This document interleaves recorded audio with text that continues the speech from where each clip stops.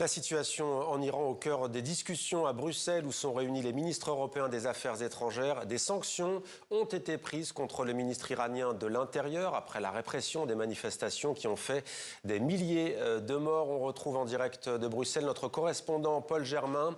Bonsoir Paul, ce qui était sur la table, c'est donc la question des sanctions, mais il était beaucoup question de l'inscription des gardiens de la Révolution, piliers du régime iranien, sur la liste des organisations terroristes de l'Union européenne. Les 27 sont tombés d'accord. C'est chose faite, Paul ?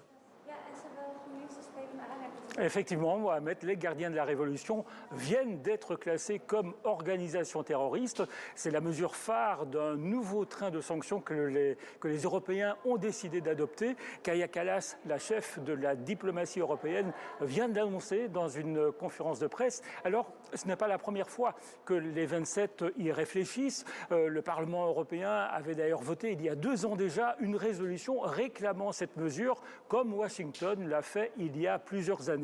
Mais il faut dire que jusqu'ici, certains pays de l'Union européenne étaient assez réticents à cette idée, soit parce qu'ils avaient des ressortissants détenus en otage en Iran, soit parce qu'ils ne voulaient pas compliquer les choses dans le dossier nucléaire où l'Union européenne a toujours tenté de jouer un rôle de médiation. Mais les lignes ont bougé avec la répression de ces dernières semaines. Trop, c'est trop.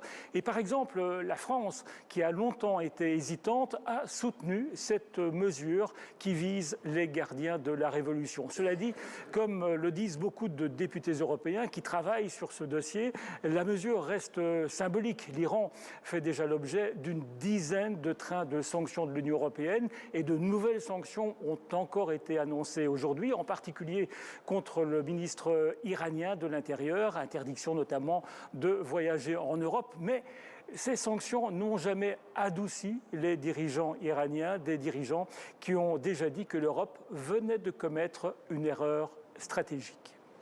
Merci beaucoup Paul Germain. Paul en direct de Bruxelles pour TV5 Monde.